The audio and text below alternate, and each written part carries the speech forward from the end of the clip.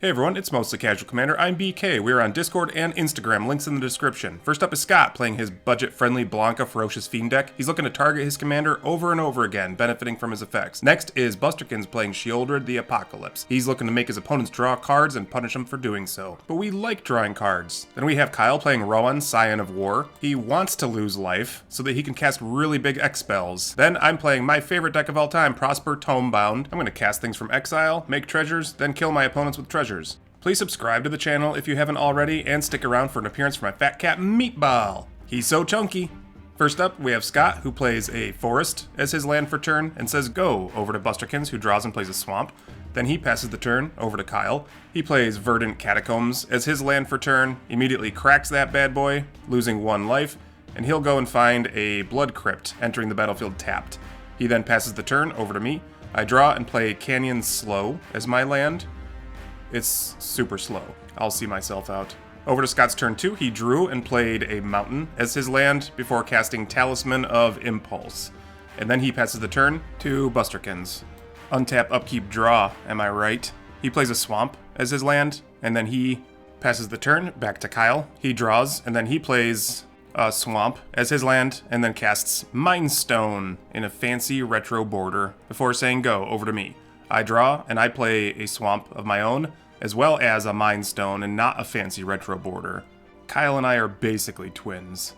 I pass the turn over to Scott. He plays another forest as his land before casting Live Wire Lash. That could be used to good effect with Blanka, dealing even more damage when Blanka gets targeted. Now he just needs Blanka out. Busterkins draws and plays yet another swamp. Surprise there. He passes over to Kyle, who plays a mountain as his land for turn before casting Cathartic Reunion. So he'll go ahead and discard 2 cards, and then draw 3. Good thing Sheoldred's not out yet. So he draws his cards, and then he passes the turn over to me. I draw and play a mountain as my land for turn before casting my commander, Prosper Tomebound. And with him out, I'll move into my end step, where Prosper will trigger, so I'll exile the top card of my library, and I could play that card until the end of my next turn. So I pass the turn over to Scott. So on his turn 4, he plays another forest as his land, and then he casts Zur-Ta Druid. It's a mana dork that can deal damage to each opponent whenever it's tapped. Once that enters the battlefield, he'll go ahead and equip that Live Wire Lash to it as well. So he passes, and Busterkins plays another swamp as his land and casts his commander, Sheoldred the Apocalypse. So Busterkins will start draining out his opponents whenever they draw cards. And on Kyle's turn, he draws, loses 2 life, and then casts his commander, Rowan, Scion of War. So it looks like Busterkins' Sheoldred is actually helping Rowan's plan. Kyle played a swamp before passing the turn over to me. I draw and take 2 from Sheoldred. I update my life total in just a second. I played a Tainted Peak, and then I cast Zorn. This thing will make it so that I produce more treasures whenever I would make one. And with Zorn and Prosper out onto the battlefield, I'll cast Strike It Rich from exile, therefore making me a treasure token because of Prosper. With Zorn, it makes 2, and then Strike It Rich says, yo, make a treasure, and Zorn says, make another one. So I get 4 whole treasures off that exchange. I then update my life total as promised. I move into end step, and Prosper will trigger, moving a Terminate into exile. On Scott's turn, he draws, takes 2 from Sheoldred, plays a forest, then casts his commander, Blanka Ferocious Fiend. He's using his Zur-Ta Druid to help cast it, so that'll ping each one of his opponents 1 point of damage. Then, with Blanka out onto the battlefield and haste, he'll move to combat and attack Busterkins for 5 commander damage. Afterwards, he passes the turn. Busterkins will gain 2 life, thanks to Sheoldred, play yet another swamp, and then drop Teferi's Puzzle Box. People about to start drawing cards. Pass. So I could destroy it, but I'm wondering if I want to. Do you want to drop, bro? Because I'll take 14 and draw 7 new cards. I decide I don't like the sound of that, and I cast my Terminate from exile on Busterkins' Sheoldred. When I do, Prosper triggers, replaced by Zorn, getting me treasures. Busterkins says, I want to see what happens here, and casts a Malakir Rebirth. And this is all on Kyle's upkeep phase, so Malakir Rebirth will resolve, Busterkins loses 2 life, and if Sheoldred would die, it'll return to the battlefield tapped. My Terminate resolves killing her dead, so she just comes right back. Kyle will finally draw, and then Teferi's Puzzle Box will trigger, so he'll put all of his cards to the bottom of the library and draw Fresh Grip, dropping down to 22 thanks to Sheoldred. Then he taps Rowan and casts Reckless Impulse by paying 1 red mana. He exiles the top 2 cards of his library, and he could play them. and he finds an Exsanguinate. Can you believe it? He played a Swamp as his land for turn, and then casts said Exsanguinate, where X equals 17. So each one of his opponents loses 17 life, and then Kyle gains a whopping 51 points of life based off of that interaction, going to 73. He passes the turn, feeling very comfortable. I lose 2 when I draw my card. Teferi's Puzzle Box triggers, and I lose even more, dropping to 6. I play a Mountain, and then cast Ignite the Future, hoping to find something off the top of my library that can help me deal with the state of things. I find a Crackle with power and 2 lands, which don't do me much good there.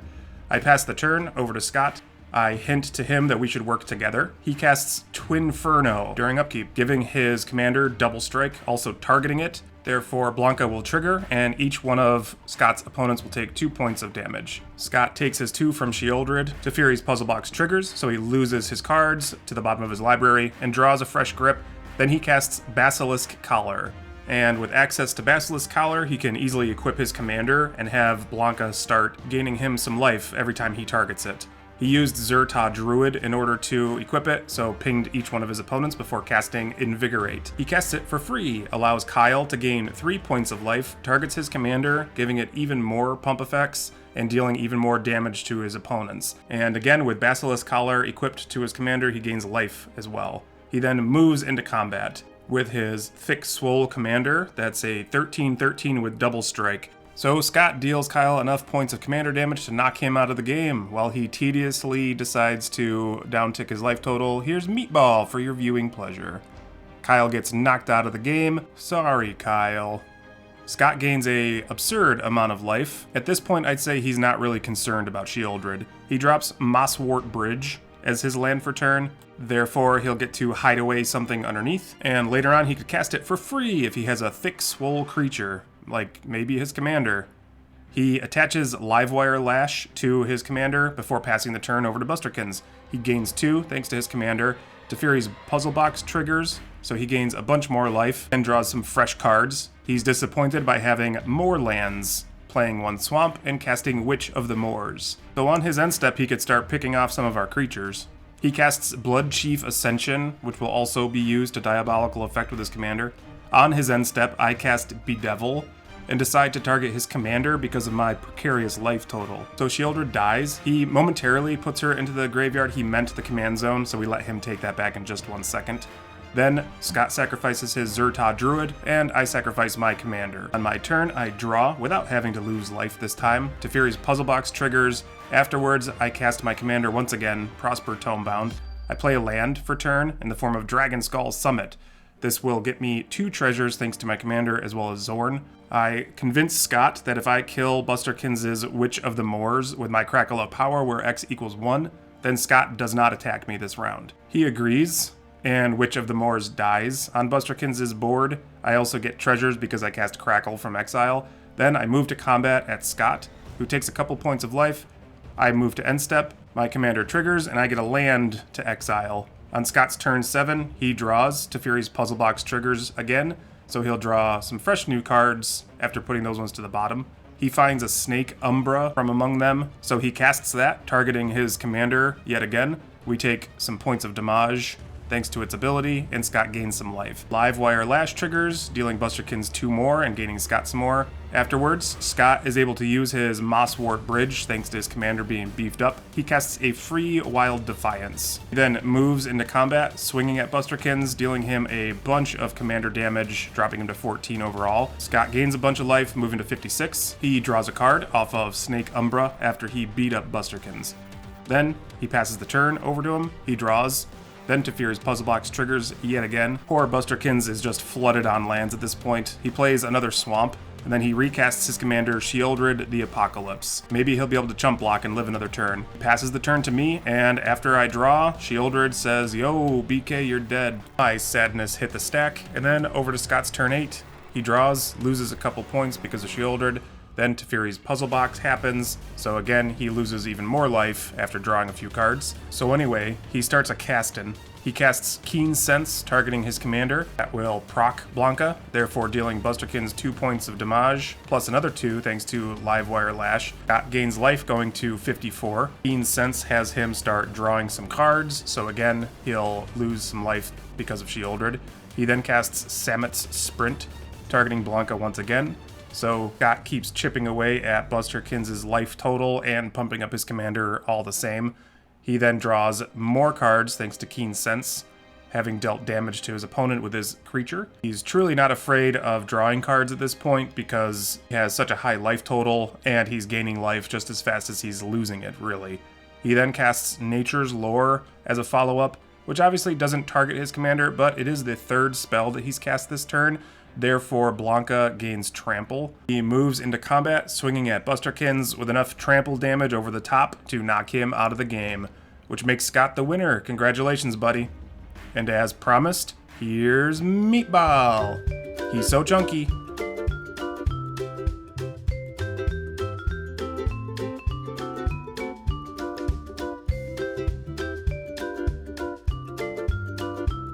And introducing our new outdoor cat, Olive. She's so tiny. We're slowly introducing her to the boys. And there you have it, that's the game. We hope you enjoyed. We always have fun playing variety matchups featuring commanders from newer sets as well as older ones. Please subscribe if you haven't already, and as always, thank you for watching.